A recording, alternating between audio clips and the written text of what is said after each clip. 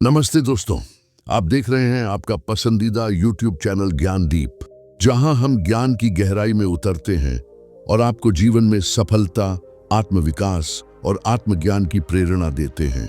आज का विषय बहुत ही अद्भुत है। क्या हम किसी के मन को पढ़ सकते हैं? क्या अगला व्यक्ति आपके बारे में क्या सोच रहा है यह जाना जा सकता है? क्या किसी के मन में चल रही सच्ची भावनाओं को समझा जा सकता है? तो जवाब है हाँ, बिल्कुल।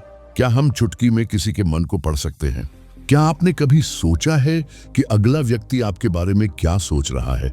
उसके मन में आपके लिए क्या विचार चल रहे हैं? क्या हम ये सब जान सकते हैं? जवाब है हाँ, ये बात बिल्कुल सच है। और आज मैं आपको बताने जा रहा हूं कि आप किसी का भी मन बड़े ही आसानी से पढ़ सकते हैं। लेकिन इसके लिए आपको कुछ नियमों और कुछ बातों का ध्यान रखना होगा। किसी के मन की बात को पढ़ने की स्वतंत्रता हर किसी में होती है, बशर्ते आप इसे सही तरीके से सीखें और अभ्यास करें। आज हम इस कला को आचार्य चाणक्य की नीतियों और बुद्धिमत्ता के आधार पर समझेंगे। चाणक्य और चंद्रगुप्त का प्रसंग। एक बार चाणक्य अपनी कुटिया के बाहर बने छोटे से बगीचे में गए और एक गुलाब का फूल तोड़कर लाए। उन्होंने चंद्रगुप्त से कहा, इस फूल को देखो, क्या यह सुंदर नहीं है? चंद्रगुप्त ने हामी भरी, लेकिन उसका मन कहीं और था। चाणक्य ने फिर पूछा, क्या तुम्हें गुलाब की खुशबू पसंद है? चंद्रगुप्त ने जल्दी से जवाब दिया, हाँ आचार्य, बहुत अच्छी है। चाणक्य हल्के से हंसते हुए बोले, युवक, तुमने फूल को सूंघा ही नहीं, फिर खुशबू कैसे पसंद आई? चंद्रगुप्त सकपका गया। चाणक्य ने आगे कहा, तुम्हारा मन यहाँ नहीं है। तुम मगध के सिंहासन के बारे में सोच रहे हो। तुम धनानंद को हराना चाहते हो, लेकिन डरते हो कि कहीं तुम्हारी योजना असफल न हो जाए। चंद्रगुप्त की आंखें आश्चर्य से फैल गईं। उसने सोचा, यह कैसे संभव है?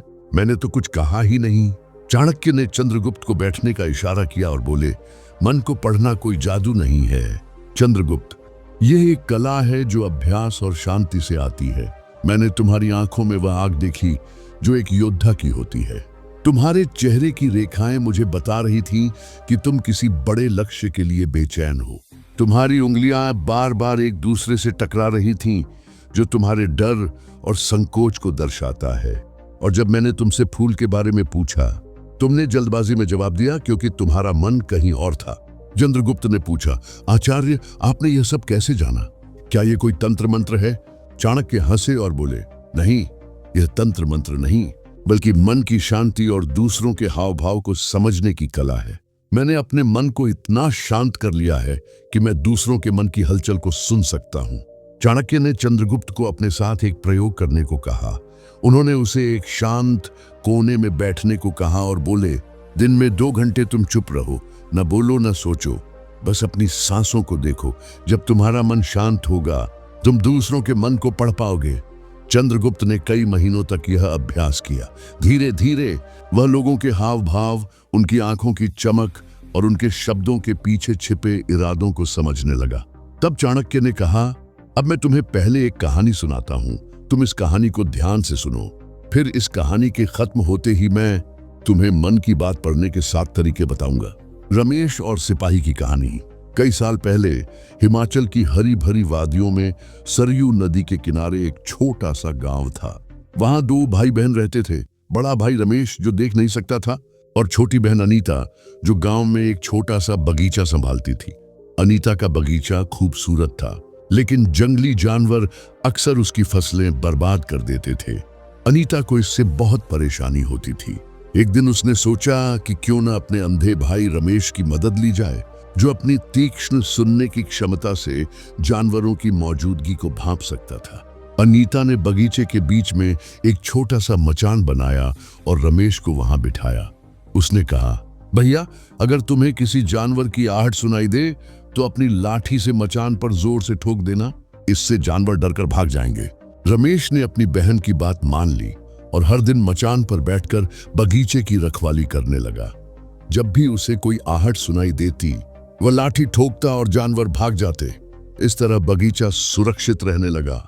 एक दिन एक शाही सिपाही, जो एक जंगली सूअर का पीछा कर रहा था, बगीचे के पास पहुंचा। उसने रमेश को देखा और पूछा, क्या तुमने यहाँ एक सूअर देखा है? रमेश ने जवाब दिया, मैं अंधा हूँ, मैं कैसे देख सकता हूँ? पर मैं इतना बता सकता हूं कि जो जानवर यहां से गुजरा वह तुम्हारे पीछा करने लायक नहीं है। तुम अपना समय बर्बाद कर रहे हो। सिपाही हैरान हुआ और बोला, तुम अंधे हो, फिर भी इतने यकीन से कैसे कह सकते हो कि वह सुअर पीछा करने लायक नहीं है?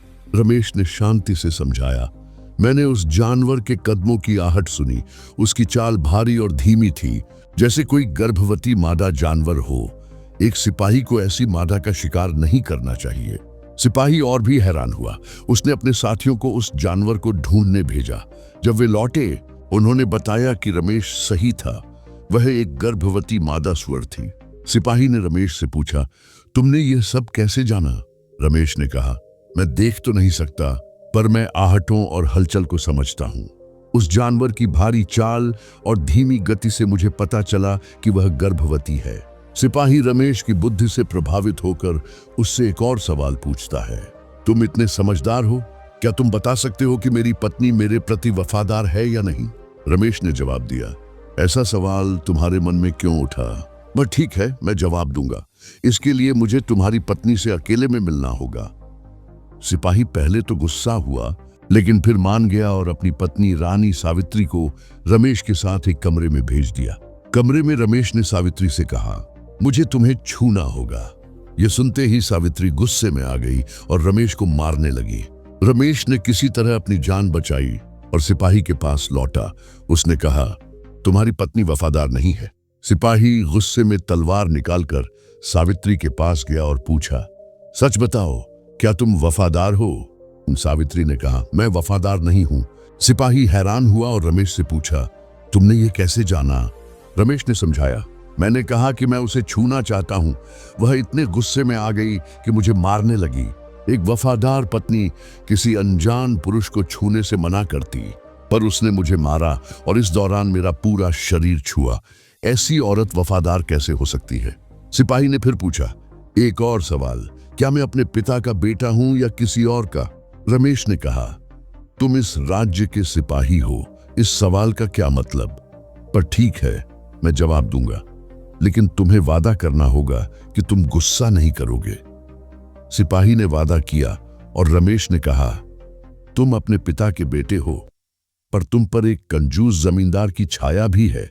सिपाही खुश हुआ और अपनी मां से पूछने गया। मां ने कहा, तुम अपने पिता के बेटे हो, पर जब मैं नहा रही थी तब एक कंजूस जमींदार की छाया मुझ पर पड़ी थी। सिपाही रमेश के पास लौटा और पूछा, तुमने यह कैसे जाना? रमेश ने कहा, तुमने मुझे एक भी इनाम नहीं दिया, जबकि कोई और सिपाही होता तो अब तक कई पुरस्कार दे देता। इससे मैंने अनुमान लगाया कि तुम कंजूस हो। सिपाही हंस पड़ा और बोला, जो मांगोगे दूंगा, पर बताओ तुम इतने सटीक जवाब कैसे दे लेते हो? रमेश ने कहा, मैं देख नहीं सकता, पर मैं लोगों के मन को उनकी हरकतों, व्यवहार और शारीरिक हाव भाव से पढ़ सकता हूं। मन पढ़ने के 7 अद्भुत तरीके, चाणक्य नीति के आधार पर। फिर चाणक्य ने कहा, अब मैं तुम्हें 7 तरीके बताऊंगा जिनसे तुम भी दूसरों के विचार समझ सकते हो। एक, आंखों में देखो और हाव भाव को समझो। आंखें मन का आईना होती हैं। जब आप किसी की आंखों में गहराई से देखते हैं तो उनके चेहरे की सूक्ष्म हलचलें, जैसे भौहों का हल्का सा उठना, होठों की तनिक सी मुस्कान या नजरों का इधर उधर जाना, उनके मन की कहानी बयान करती है। उदाहरण के लिए, अगर कोई व्यक्ति आपसे नजरें चुराता है तो शायद वह कुछ छिपाने की कोशिश कर रहा है। वहीं आत्मविश्वास से भरी नजरें दृढ़ता का संकेत देती हैं। हाव भाव भी उतने ही महत्वपूर्ण हैं। व्यक्ति के बैठने का तरीका, हाथों की गति या चेहरे की रेखाएं उनकी भावनाओं को उजागर करती है। इस कला को सीखने के लिए आपको एक जासूस की तरह चौकस बनना होगा। कल्पना करें कि आप एक बाज की तरह हैं जिसकी नजर हर छोटी सी हलचल पर टिकी है।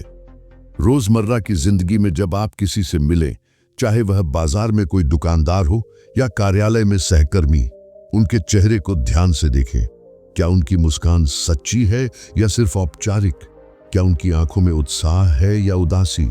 शुरू में यह मुश्किल लग सकता है, लेकिन धीरे धीरे आप छोटी छोटी बातों को पकड़ना सीख जाएंगे। अभ्यास, रोज 5 मिनट तक किसी एक व्यक्ति के हाव भाव का अवलोकन करें। उनकी आंखों, चेहरे और शरीर की मुद्रा पर ध्यान दें। एक डायरी में नोट करें कि आपको क्या संकेत मिले।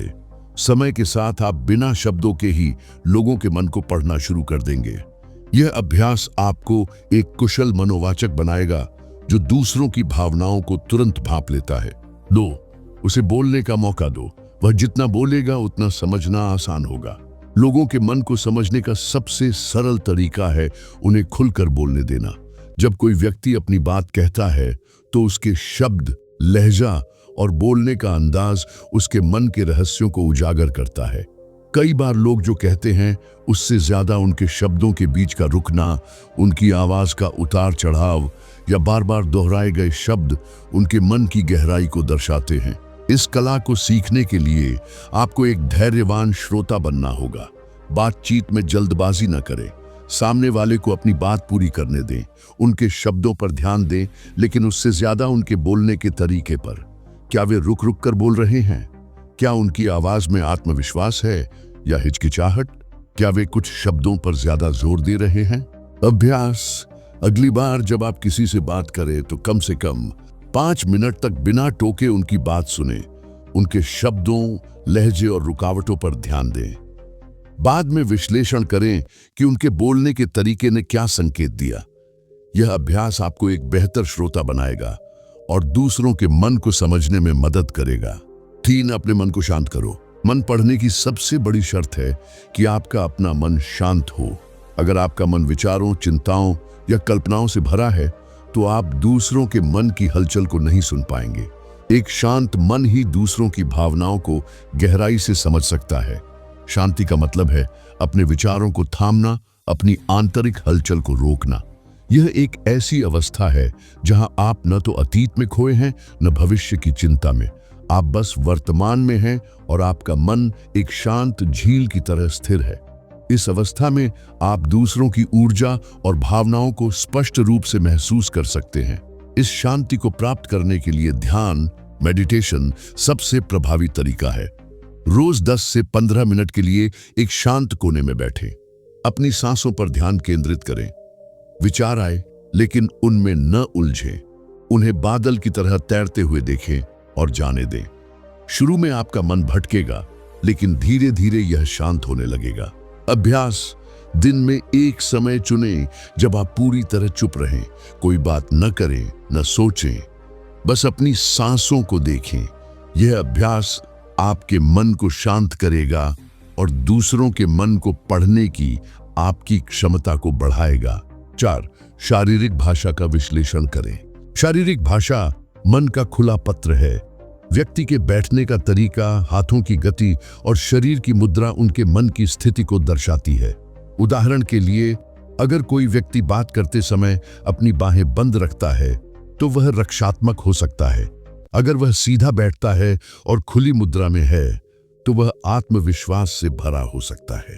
भाषा को समझने के लिए आपको एक गहरे अवलोकनकर्ता बनना होगा। कल्पना करें कि आप एक चित्रकार हैं और सामने वाला व्यक्ति एक कैनवास है जिसकी हर रेखा कुछ कह रही है। उनके हाथों की गति, उनके पैरों की स्थिति और उनके कंधों का झुकाव, सब कुछ एक कहानी कहता है। अभ्यास: सामाजिक सभा में लोगों की शारीरिक भाषा का अवलोकन करें। नोट करें कि उनकी मुद्रा और गतिविधियां क्या कह रही हैं। समय के साथ आप शारीरिक भाषा के सूक्ष्म संकेतों को पढ़ना सीख जाएंगे। 5, ऊर्जा और भावनाओं को महसूस करें।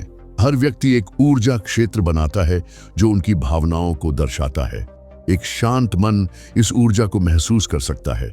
यह ऊर्जा आपको बताती है कि व्यक्ति खुश है, तनावग्रस्त है या उदास। इस ऊर्जा को महसूस करने के लिए आपको अपनी अंतर्ज्ञान को जागृत करना होगा। यह एक ऐसी अनुभूति है जो आपको बताती है कि कुछ ठीक है या नहीं। उदाहरण के लिए, आप किसी से मिलते हैं और वह मुस्कुरा रहा है, लेकिन आपको लगता है कि कुछ गलत है। यह आपकी अंतर्ज्ञान की आवाज़ है जो उनकी ऊर्जा को पढ़ रही है। एक बार मैं एक पार्टी में गया जहां एक व्यक्ति बहुत हंस बोल रहा था, लेकिन जब मैंने उससे बात की तो मुझे उसकी ऊर्जा में एक खालीपन महसूस हुआ। मैंने उससे गहराई से बात की और उसने बताया कि वह अपने करियर में असफलता से जूझ रहा था। अभ्यास: किसी करीबी के साथ बैठें और उनकी ऊर्जा को महसूस करने की कोशिश करें। क्या उनकी ऊर्जा सकारात्मक है या भारी? अपनी अंतर्ज्ञान पर भरोसा करें। यह अभ्यास आपको दूसरों की भावनाओं को समझने में निपुण बनाएगा। 6. सवाल पूछकर गहराई में जाइए। सही सवाल पूछना मन पढ़ने का एक शक्तिशाली हथियार है। सवाल व्यक्ति को खुलने के लिए मजबूर करते हैं और उनके मन की गहराई को उजागर करते हैं। पूछते समय खुले और गैर निर्णयात्मक सवाल चुनें, जैसे आप इस बारे में क्या सोचते हैं या यह आपको कैसा लगता है। उनके जवाबों में छिपे संकेतों पर ध्यान दें। अगर कोई सवाल का जवाब टालता है तो शायद वह कुछ छिपा रहा है। उदाहरण के लिए, मैंने एक बार अपने मित्र से पूछा, तुम्हारा नया प्रोजेक्ट कैसा चल रहा है? उसने हल्के से कहा, ठीक है। लेकिन मैंने और गहराई से पूछा, क्या कोई चुनौती है? तब उसने बताया कि उसे समय की कमी हो रही है। अभ्यास: किसी से बात करते समय एक खुला सवाल पूछें और उनके जवाब के पीछे की भावना को समझने की कोशिश करें।